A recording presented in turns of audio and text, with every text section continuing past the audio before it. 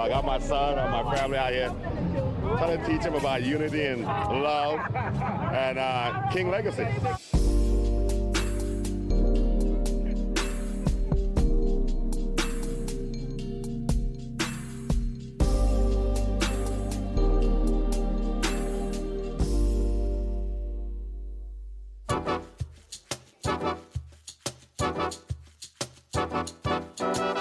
We're at the Baldwin Hills Crenshaw Plaza. It's also Martin Luther King Jr.'s 90th birthday.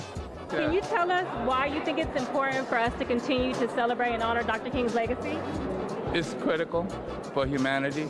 The source and the essence of peace is reflected in his struggle and his victory, and continues to be a model, a philosophy that everyone should embrace. He was a radical man.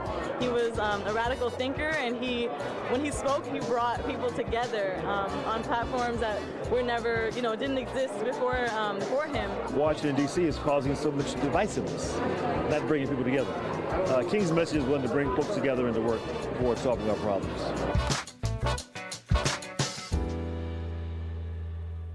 And coinciding with MLK's celebrations, a new affordable housing complex was unveiled in Dr. King's honor this week. The 26-unit property will become home to a number of those living on the street and military veterans. I hear a lot of times talking about neighborhoods that don't want these types of housing because they assume that we all, do drugs, we all drink, we all, and it's not that. It's not that.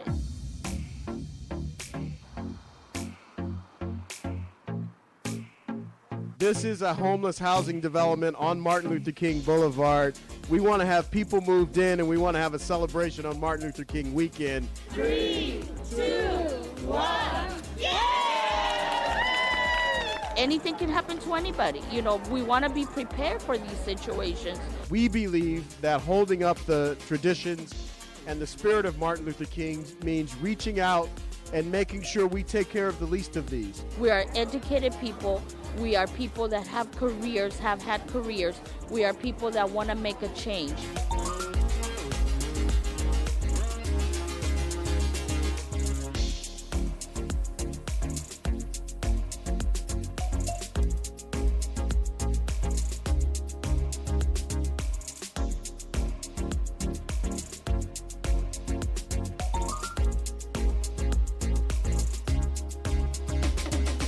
My heart rejoices that we have good people that do think about us. And now, look, I have a place I can call home.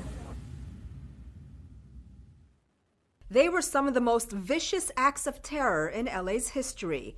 And now a new book looks back at the fear and frenzy that swept our city during the Night Stalker period. Gil Reyes takes us to LA's Central Library. It was the spring and summer of 1985. Back to the Future was the #1 movie in the theaters. Live Aid concerts raised tens of millions of dollars for famine relief in Africa. And here in Los Angeles, a suspect was on the loose. This photo exhibit at the LA Central Library examines the social impact of the infamous Night Stalker case. Law enforcement as a whole mobilized all over Southern California looking for this guy.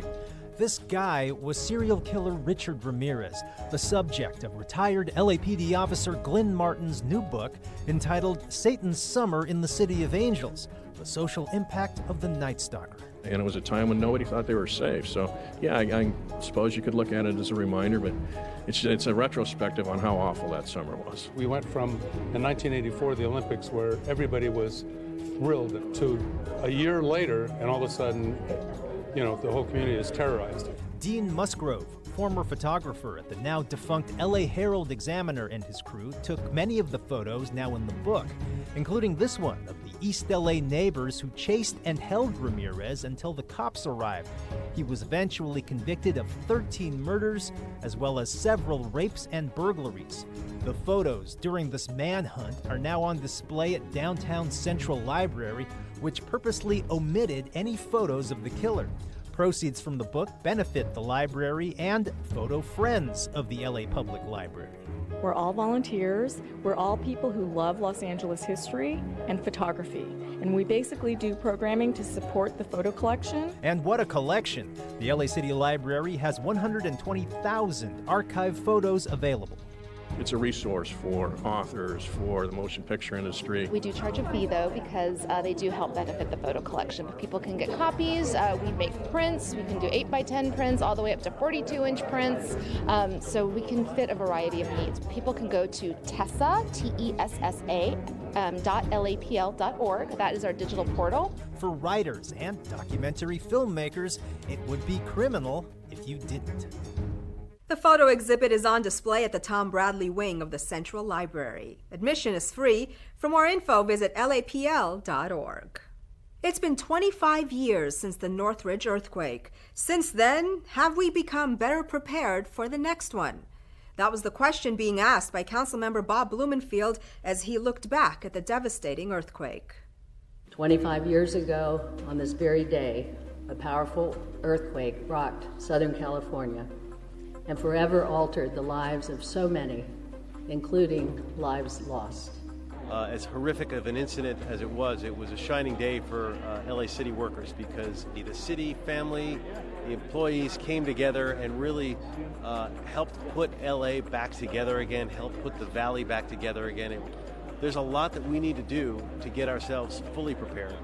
We talked about at this press conference a number of those steps, including the Shake LA app, which everybody should download. You have a Ready, Set, Go bag so that you've got the needed material with you or in your car, keeping extra cash around, having a designated location where your family will be a point of contact for your family members. And there's things that people can do as volunteers. We have a great CERT program in LA, which I urge people to be part of, which trains people to be first responders themselves. It's not a question of whether there'll be another earthquake. It's a question of whether it will be a disaster. Police Chief Michael Moore reaches out to the community in a town hall. A long-awaited pathway to PCH begins to take shape, and community members thank those who helped end the teacher strike. All this in City Beat. LAPD Chief Michael Moore held a public safety town hall meeting for the residents of the East San Fernando Valley. The chief addressed public questions and concerns, as well as discussed challenges the LAPD faces looking forward in effectively policing the community. People involved in violent crime, people who are engaged in thefts and offending on others, this is an area that we're going to make those arrests. Councilmember Mike Bonnet and the Department of Rec and Parks broke ground on the long-anticipated Potrero Pathway in Pacific Palisades. The path will extend from the hillside to PCH and will offer a variety of ocean views, as well as expanded recreation opportunities along the route. Completion is scheduled for 2020. Mayor Eric Garcetti mediated a successful end to the now historic Los Angeles teachers' strike. After thousands of teachers and supporters marched in downtown LA, an agreement was reached between the normally contentious school board and teachers' union. Now this is a special treat. Ever wanted to see your face on a big mural? Well, we caught up with local artists as they capture the real faces and stories of the community. It's all part of a local art show called Heart of Hyde Park, designed to inspire a new generation.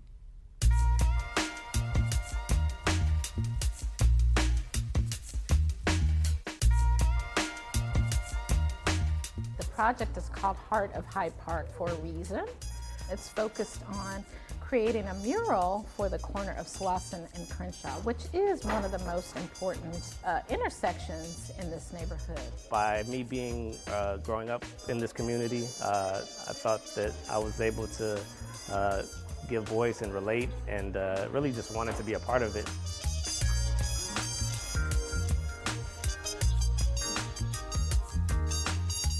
It makes me feel special because I've never really been part of something as big of a mural.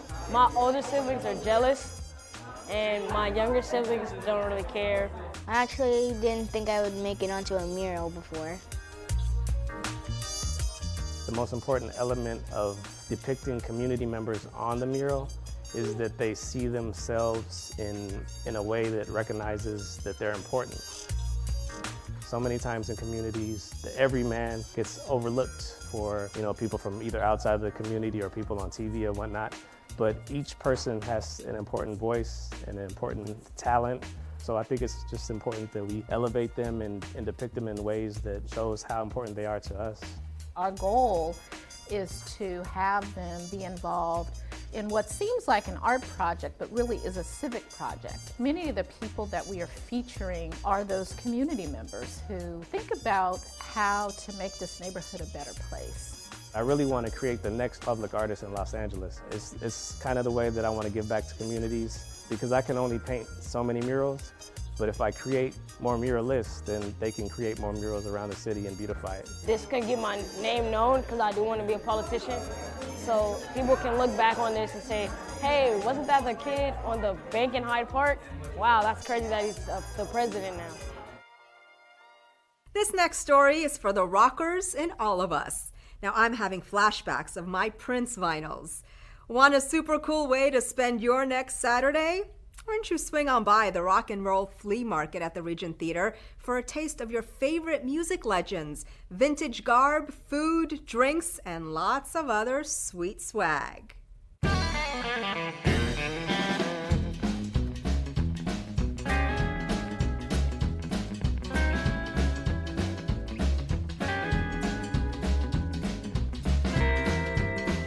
I always told people it's kind of like a party that just happens to sell things. It's vinyl, lots of used vinyl and new vinyl, vintage clothes, but it's kind of skewed to a more music-oriented crowd.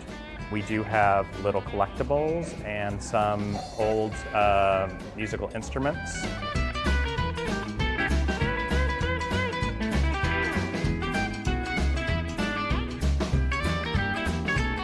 This is my first time here. My friend and I are both here. We work in the music industry, and we kind of just decided that we needed a creative outlet. So we hit the books and we just started kind of designing stuff that we would like and that we would want to buy, and just kind of turned it into this. When there's an outlet like this that's both affordable for us as like vendors, but also affordable for, people that want to come in and check things out, it's awesome. We definitely need more of it in the city.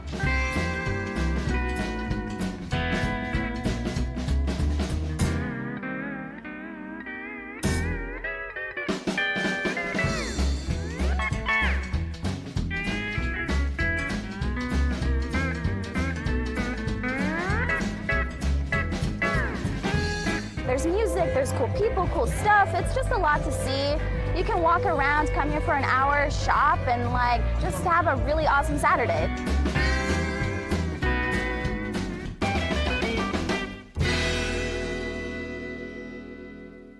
The Rock and Roll Flea Market happens every month at the Regent Theater in downtown LA.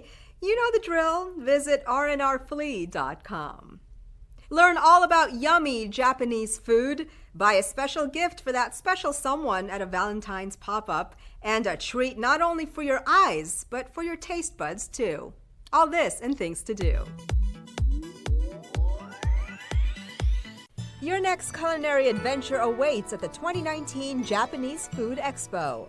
Learn about Japanese culture through dozens of workshops and exhibitors, all designed to help you cultivate a love and taste for Japanese foods and spices. An open table awaits at the Japanese Food Expo happening at the Hilton Los Angeles Universal City, located at 555 Universal Hollywood Drive. The expo is on Saturday, February 2nd from 1 to 8 p.m. For ticket information, contact expo at jfcausa.org. The Craft Contemporary Shop presents a special Valentine's Day pop-up. This pop-up event at the Craft and Folk Art Museum features locally made men's accessories from pocket square clothing and handcrafted jewelry curated by Rise Project. Find a meaningful gift that your Valentine will adore for years at the Valentine's Day pop-up from the Craft Contemporary Shop located at 5814 Wilshire Boulevard. It's open Tuesday through Sunday from 11 a.m. to 5 p.m. For more information, visit info@cafam.org. Get the red carpet treatment at a special screening of Visionaries, the PBS docuseries that highlights humanitarian service to Los Angeles children in need. The screening and reception commemorates 100 years of service by the Assistance League of Los Angeles. You can check out this special screening of Visionaries on Saturday, February 2nd, starting at 5 p.m. The event will take place at Assistance League Theater located at 1367 North St. Andrews Place. For details, visit assistantleaguela.org. And that's a look at some things to do. That's it for this edition. I'm Yana Kay. From all of us here at LA This Week, thanks for joining us. A reminder that you can catch us online at lacityview.org. We're also on Facebook, Twitter, and YouTube. See you next week for more of LA This Week.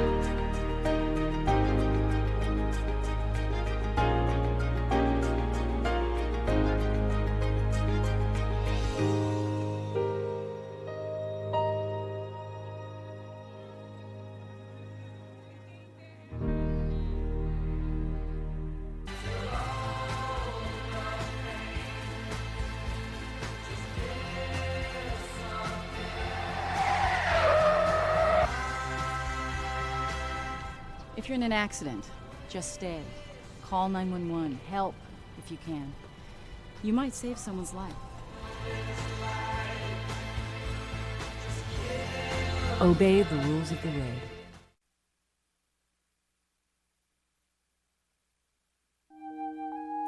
Hi, I'm Nina. This is my daughter Miranda, and we live in Silver Lake. We love the cultural diversity of Los Angeles. You're watching LA City View, Channel 35. Our city, our channel.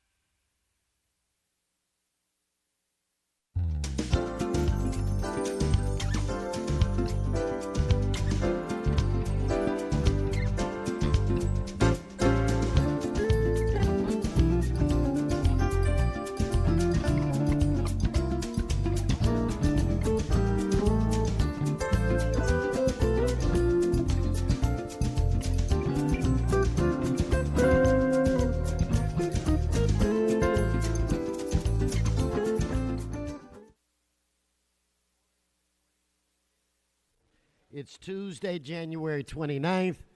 Would like to welcome you all to City Hall. Madam Clerk, we have a quorum. Would you please call the roll? Blumenfield, Bonin, Bluscaino, Cedillo, Harris, Dodson, Weezer, Koretz, Krikorian, Martinez, O'Farrell, Price, Rodriguez, Rue, Smith, Wesson. 11 members present in a quorum, Mr. President. Thank you. First order of business. Approval of the minutes. Koretz moves, Blumenfield seconds. Next. Commendatory resolutions for approval. Smith moves and Rue seconds. That brings us where? Mr. President, today is Tuesday and time for the flag salute. Okay, we'll be led today by Mr. Rue in our flag salute. If everybody would please rise. Please rise. Please rise, and if you could put your right hand over your heart. Ready, begin. I pledge allegiance to the flag of the United States of America and to the republic for which it stands, one nation, under God, indivisible, with liberty and justice for all. Thank you, Mr. Rue. Madam Clerk, why don't we run through the agenda at this time? Items 1 through 3 are items noticed for public hearing, and there are cards on all items, sir. Okay, then let's move on to the next section of items. Items 4 through 18 are items to which public hearings have been held. Mr. President, item number 4 and 24 are for the same project. Item 4 should be held on the desk until it can be voted together with item 24.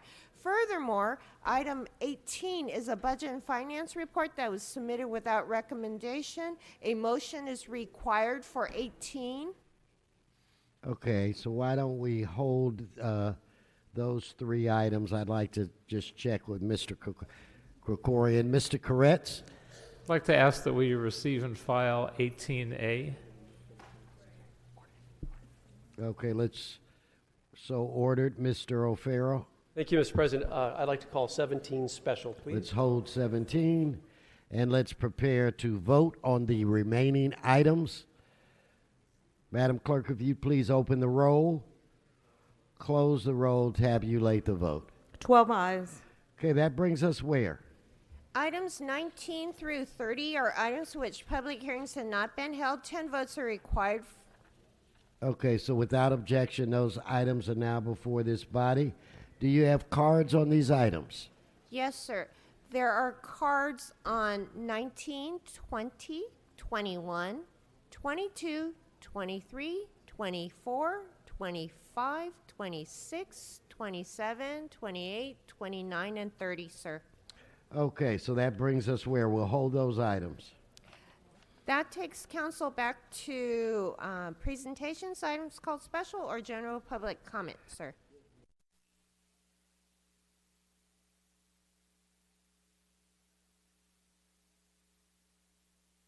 Ms. McAllister, if you'd come forward, I have you with items 28 and 29, so she gets 2 minutes for that, and then we'll give you 1 minute general public comment.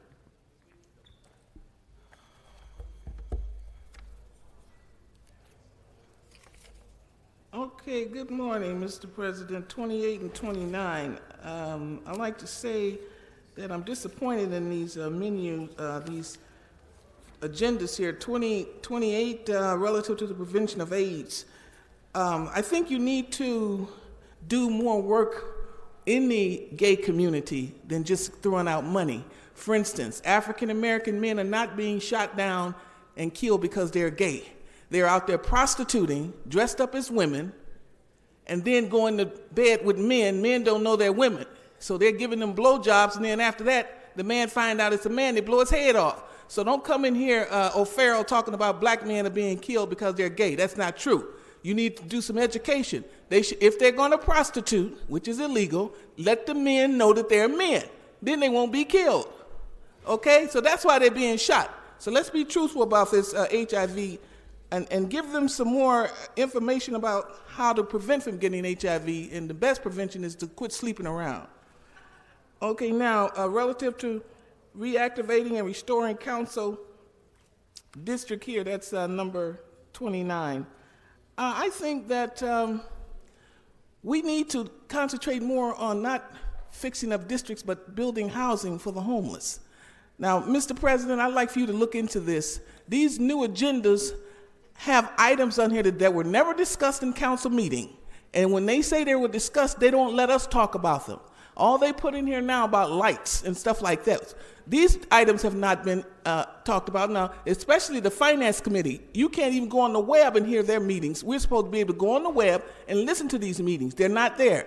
But they put them on here and say, oh, we talked about it. They haven't talked about it. So therefore, when they say that, that prevents us from talking about it. Mr. President, please look into that because that's illegal. Yes, ma'am. Okay, I'm sorry. Your general public comment, 1 minute. Okay, I'm still concerned about the wall, as most Americans are. We need that wall. I want Americans to listen to me very carefully.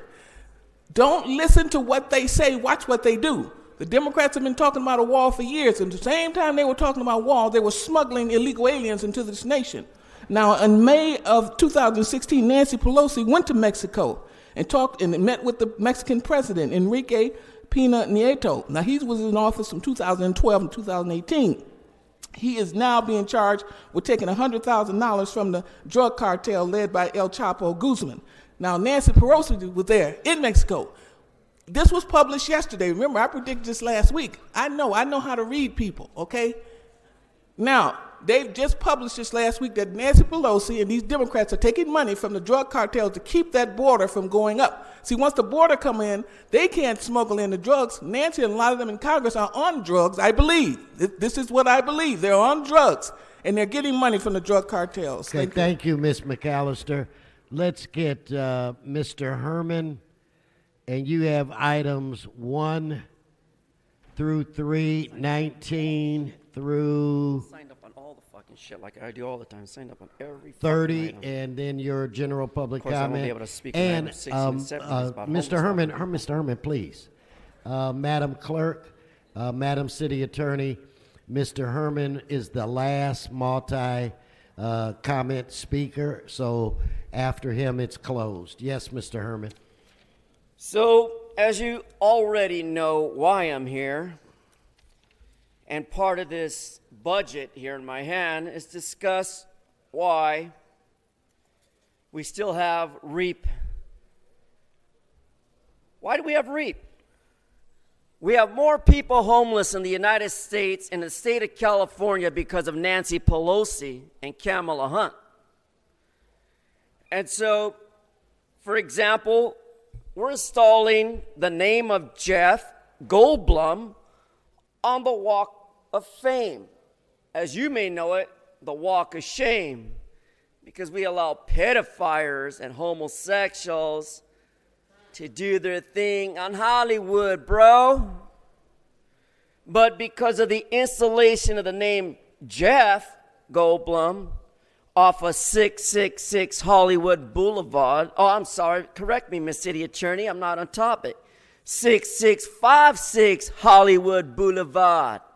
You see, your city engineer reports, there is no general fund to impact the installation of a star because we give everyone a star who contributes to the stealing of city hall monies. So thank you, Mr. Goldblum, for accepting that on behalf of this.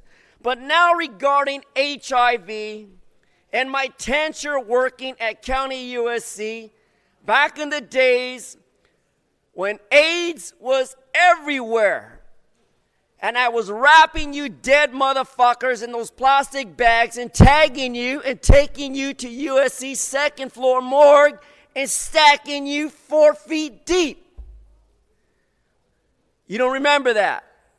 You don't remember the first AIDS wards off of County USC and I worked there? And I stuffed you motherfuckers in bags because you were pumping each other's ass the way Eric Garcetti pumps his boyfriend's Mr. Herman, ass, stay on topic. assholes. Mr. Herman, stay on topic, please. The issues about HIV, and we have to educate fools who keep blaming it on other races. This is not a race issue. This is about motherfuckers just having a good time fucking each other. No, you're off because topic. they're on drugs, Herman. Why don't you move to another item, Mr. Herman? You're struggling to stay on topic with this one. In protest regarding $350,000 for the 91st Annual Comedy Award. I don't approve it because the people of Los Angeles are struggling to live out of poverty while we're giving fucking money away and taking bribes. The same way the FBI is investigating white niggas like you. Let's give him his 1 minute for general public comment. So, how is it that the Catholic Church can launder money for Jose Huizar over there who's speaking to Mommy Nuri? Why are we allowing the Catholic Church to steal our money? Because for decades, millenniums since the Catholic Church has established itself under pedophiles and bankruptcy and corruption of money and money laundering like Jose Huizar from Salesian High School, Bishop Amont, shit needs to stop. FBI needs to investigate the Catholic Church down there in Boyle Heights and figure out why the fuck are they money laundering for Jose Huizar and his fat fucking wife. Stealing our money to better themselves while the homeless population and people with HIV are dying on a daily basis, and all the Catholic Church can do is fuck you in the ass, motherfuckers. I hope to see all you fucking assholes in hell with me under the 666 address that I'm giving for the record. Fuck Jose. Thank you. Thank you. Your time is expired. Okay, I misspoke, Madam City Attorney. Do we have somebody here named John? John, come forward. John, you have items 1 through 3, and then you have 19 through 30 in your general public comment. Please stay on topic, sir. Yes. I will. Yes. My name is John Dantzler, and I was discharged from the city of Los Angeles on 7/18/2011. I looked at my personal files on September 6, 2018. Mr. John, you're not on topic. Now, you can discuss that. Okay. When we get to general public comment when you have 1 minute. So you I don't have anything else. I didn't know which ones to sign up for. That's fair. So why don't we give you your minute and you can say whatever you want. Okay. Go ahead, sir. Yeah. I looked at my personal files on September 6, 2018. The MPP application guide to discipline authorization form was for discharge is not in my files. This form here does not exist in my files. I am still a city employee because my discharge was never authorized. I went through the whole civil service process. Every level approved an unauthorized discharge. The statute of limitations clock started before it was authorized to. I need to speak to someone to get this corrected, and also there's another gentleman named Lawrence Turner who's had the same issue. This paperwork was not filled out by the bureau head in the department.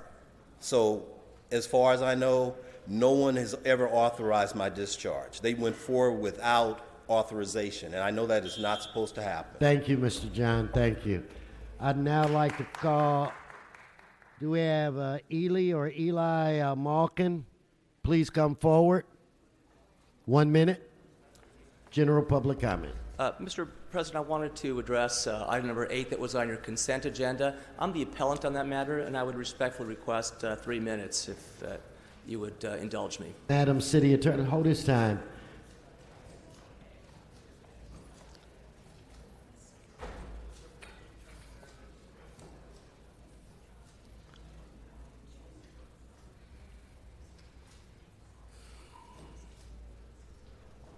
Okay, so it's my understanding, and I'm going to give you your minute again. It's my understanding that public comment on this item was satisfied in a committee hearing. So we'll give you 1 minute on this item, and this will end public comment totally for today, Madam Clerk, Madam City Attorney.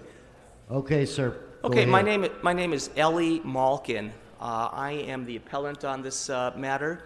I own a building next to the proposed project. I respectfully ask that you take a second look at this project. It relies on a one-way alley for its entire parking requirement. The additional vehicular traffic increases the alley load, which is a one-way alley, by 70%, another 260 daily vehicle trips. And it's only wide enough for one vehicle, and it dumps off at Wilcox Avenue, which is roughly 170 feet from Grant Elementary School. It's only going to be a matter of time before an inattentive child or a driver in a hurry tragically collide. There's been no traffic study since the project falls with just under 40 units to trigger the traffic study. But that doesn't mean that it doesn't have a significant traffic impact. It really does. It has the potential to have a significant health and safety impact. And on that basis alone, it would mandate that the CEQA categorical exemption not apply. I therefore respectfully request that you take a second look. Thank you. Thank you. Thank you, sir. Okay, again, Madam Clerk, City Attorney, that concludes all public comment, multi and general. Mr. O'Farrell, item 17. Thank you, Mr. President. Really appreciate this. Yeah, I called it special because as the new chair of the Homelessness and Poverty Committee, I think I owe it to all of us and the general public just to get some clarification on where we are with everything HHH. Item 17 is regarding recommendations from the Proposition HHH Citizens Oversight Committee regarding improving the permanent supportive housing process and funding structure. So I'd like to invite the HCID up to the table along with CAO, and I believe there might be representatives from the mayor's office as well on this item, just for some questions. And colleagues, what we'll do is we'll schedule the next Homelessness and Poverty Committee for the first week in February. Okay, hey, Mr. O'Farrell, if you would allow me to take care of some housekeeping items while they're sitting down. Okay, if we could vote on items 1 through 3. If we could vote on items 1 through 3. Please open the roll, close the roll, tabulate the vote. 13 ayes.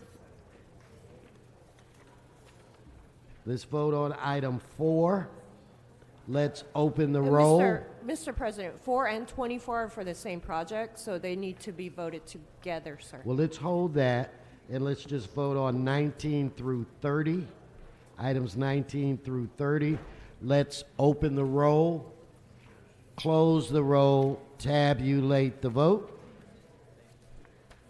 13 ayes. Okay, Mr. O'Farrell, back to you. Thank you, Mr. President. So I'm very excited about the prospect of this innovative approach and this set-aside of HHH funds so that we can, it sounds to me, likely maximize more resources for the production of permanent supportive housing with this particular set-aside within the funding.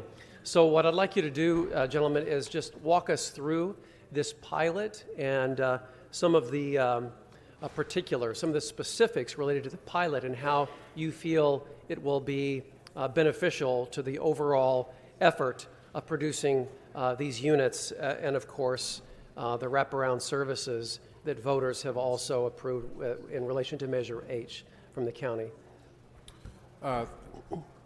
Good morning, Councilman. Rushmore Cervantes, General Manager of the Housing and Community Investment Department. The pilot program before you this morning is as a set of recommendations that came from the Citizens Oversight Committee that oversees the administration of the HHH funds. As you know, HCID, Housing Community Investment Department, has been actively moving forward with populating its pipeline for projects to be funded with HHH. So far, we have 55 projects in the queue, with an additional 26 that recently submitted applications for a total of potentially 81 projects, with more calls for projects on its way. Just the projects alone that we have in our pipeline total over 3,700 units. Beyond that, though, there's been pressures about trying to look at more efficient, more cost-effective ways and a faster way to get to production. The regulations under HHH right now that the Mayor and Council have approved do allow for a number of different innovative designs and, as well as financing options, but it was felt that there was other ways perhaps we could look at advertising or putting forward different types of programs that were perhaps not for the general or the typical developers we work with. And so working with the Citizens Oversight Committee, but specifically with the Mayor's office, have come up with a two-tiered pilot program utilizing 10% of the HHH bond proceeds to be able to see if we can accelerate production with less than or unusual or different ways of financing, and perhaps that can deliver in a more expeditious manner. So I'm going to turn this over to Ben Winter, the representative from the Mayor's Office, who's been taking the lead on this. And again, we've been working closely with the Mayor's Office to try to arm in arm roll forward with these two pilot programs. Good morning. Thank you. Ben Winter, Chief Housing Officer for Mayor Garcetti. Thank you all so much for bringing this up, Councilmember O'Farrell. The mayor is particularly excited about this program for a number of reasons. First of all, we are really proud of the accomplishments that we've had right now on the rollout of Triple H. A little bit closer. Really proud about what we've done so far to accelerate the production of supportive housing through the implementation of Triple H. Not just what we've done in the Housing and Community Investment Department by creating an over-the-counter, quicker financing methods with the 4% tax credit model, but also with a variety of land use initiatives and permitting processes with Department of City Planning and DVS. But I think as we kind of get towards the end of commitment for Triple H, the mayor's really excited about carving out a space to really encourage the private sector in looking at alternative ways to construct and/or finance supportive housing. So we're hoping that this program, what we've done was we've looked at what the county did with their Innovation Challenge grant, and their RFP was a pretty unique RFP for the public sector. It was kind of an open call for the best and brightest ideas from the private sector, evaluated by a really great panel to kind of choose the top 4 or 5 most innovative projects. None of them will be financed with tax credits, and then they're moving forward through the process there. So I think we'd like to kind of look at what they've done there on that application process and create an RFP that really does open the box and allow for developers to put together a robust team of developers, financial entities, architects, service providers, come up with their own development strategy, and through this application process, they can get a reservation of general bond authority that they can then use to go out, acquire individual parcels, and do their own innovative construction typologies that way. I think an important note to that that Mr. Winter just provided is that the desire from this process is to identify processes that can be replicated. And as we start accumulating resources from our linkage fee that was recently passed, we'll be able to reallocate those resources or utilize those resources and potentially new models to finance both supportive housing but affordable housing as well. And so just a timeline. The idea is we're working on a pretty aggressive timeline. So we're trying to draft an RFP with the CAO, HDID, City Attorney, and bring it to the Citizens Oversight Committee in early February. And then hopefully we're targeting early March to come back to the Homeless and Poverty Committee with the actual details of the RFP. So I think right now we're just kind of working in the nuts and bolts of developing the RFP details, and then we'll be coming back to council very shortly. I think and Sean Spear from the Housing Department as well, I think one of the key elements is that this is going to be a fairly open process, really trumpeting the idea of making the maximum use of the dollars to be able to do things faster. So while there are going to be some aggressive timelines within the RFP, sort of making sure that everybody knows that we're focused on delivering these units as fast as possible to folks that need it the most. The emphasis will really also be sort of trumpeting the fact that there's lots of different ideas out there in terms of how to bring units to the market, and that we really want to encourage moving forward on those. One other thing, I think the mayor does stand committed to reaching the goal of producing 10,000 units of supportive housing. So while we're developing a program that will help bring forward developments that can get projects out the door quicker, but we also want to maintain a focus on leverage and the ability to produce units in a cost-effective way as well, so we can reach that goal. The whole value of faster, better, cheaper, the alternative options. I don't know about many of my colleagues, but I certainly have been approached by professionals in the affordable and permanent supportive housing industry that have talked about off-site units manufactured units to be assembled on site. Do you expect to hear some of those ideas as well? Yeah, we do. And I think one of the things to emphasize is actually out of the set of recommendations, there were 9 recommendations from the COC that related directly to the program guidelines and requirements. Actually, 6 of them are already permitted under the regulations.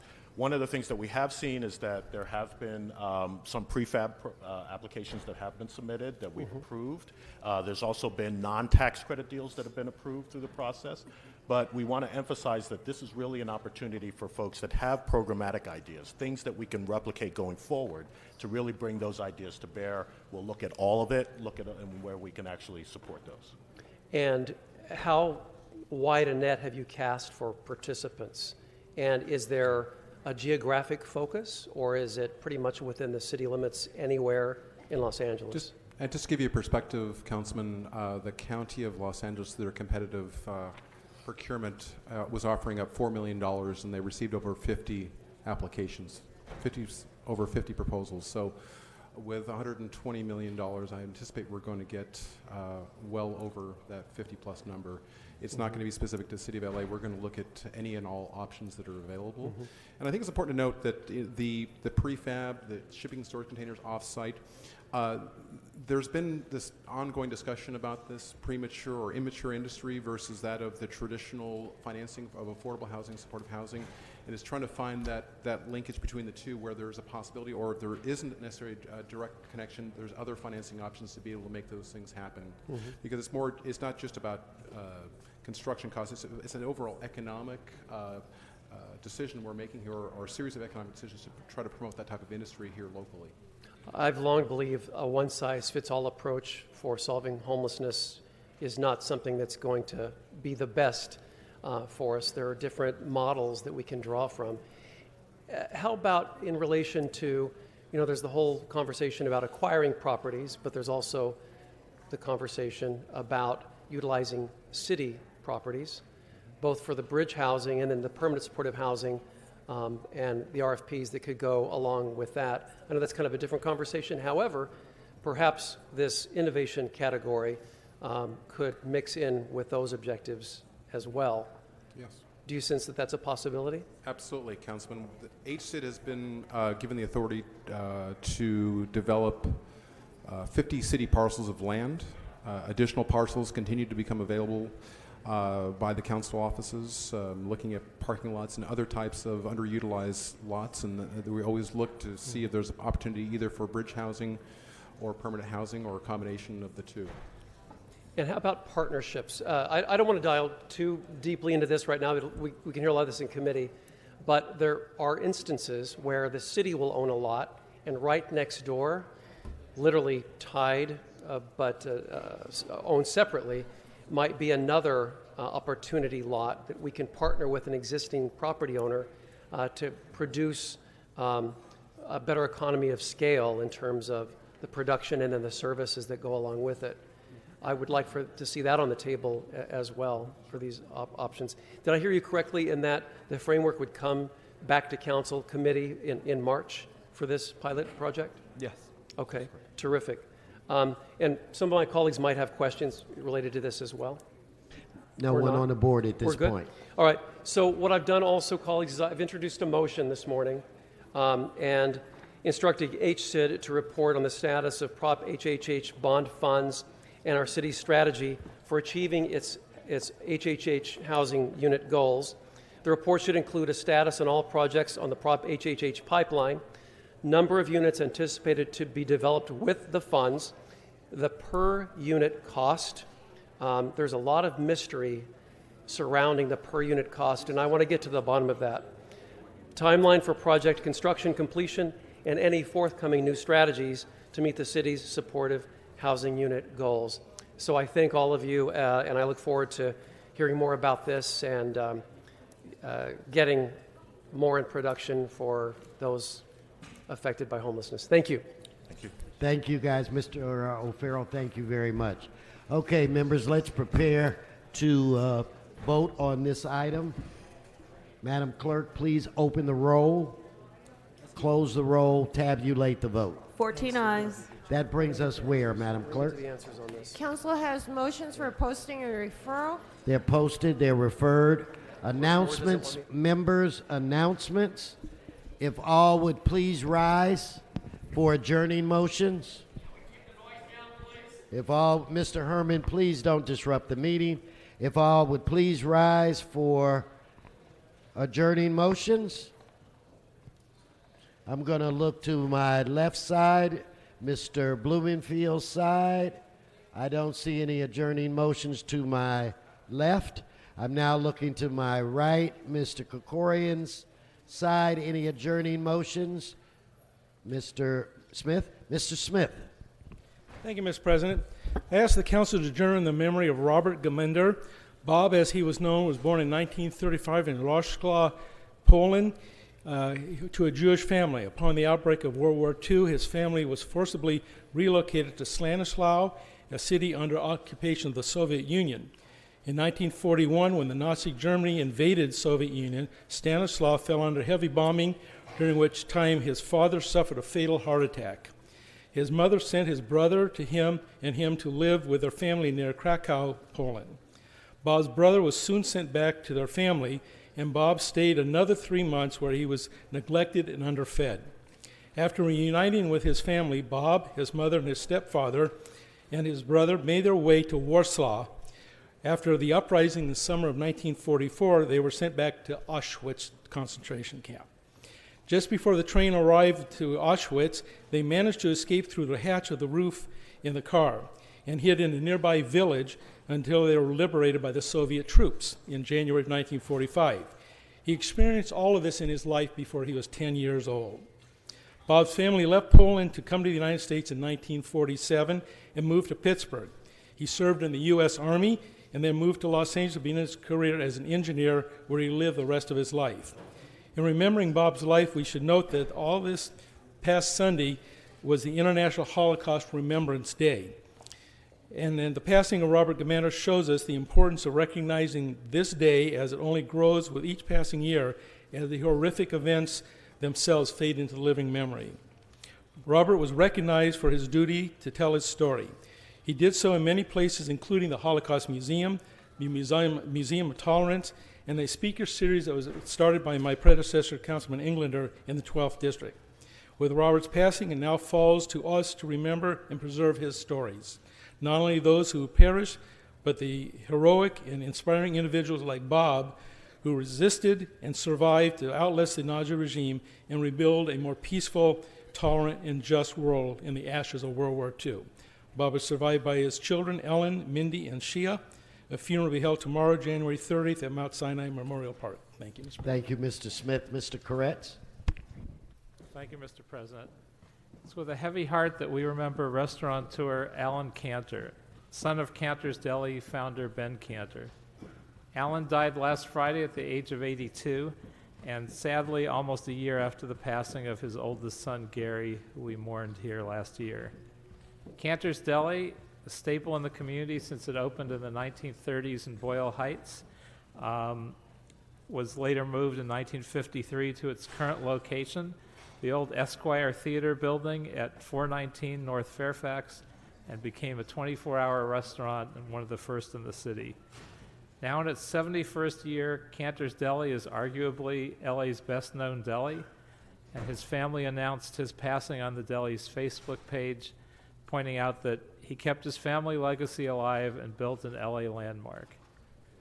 He worked 18-hour shifts and took pride in hand-cutting each fruit cup. He taught his children how to run this business just as his father had taught him, and we're deeply saddened by this loss. Alan Cantor started as a pickle packer and delivery boy when Cantor's first moved to the Fairfax area, and according to his son Mark, before going into the restaurant business, Alan was a mechanic who loved racing cars and tinkering with new ways to drive faster. I've known the family for many years, and he was a real mensch, and he took great pride in his family's deli dynasty, an institution that attracted tourists and celebrities alike. His daughter Jackie would like you to know that he had a great sense of humor and was very hardworking. He worked 20 years in a row without taking a day off. Moreover, he was truly devoted to his family, and he is survived by his wife of 60 years, Alan, his son, Mark, his daughter, Jacqueline Cantor Schnitzman, and 5 grandchildren. And he will be greatly missed. May he rest in peace. Thank you, Mr. Koretz. With that said, members, this meeting's adjourned.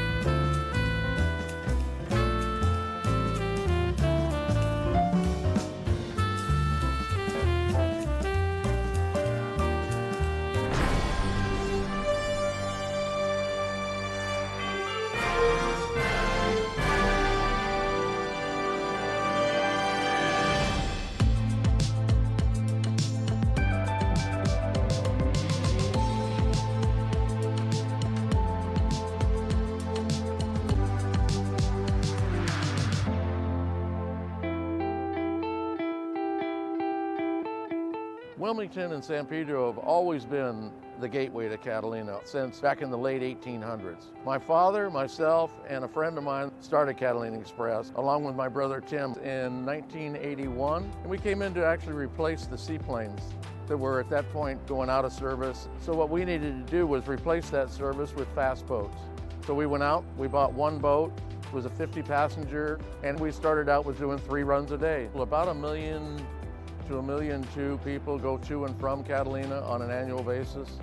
And back in 1981 when we started, I think we carried 3,500 people that year. Both my daughter Amanda and my son Eric, they're all in the business. This building was actually built back in 1966, and it was the seaplane hangar building.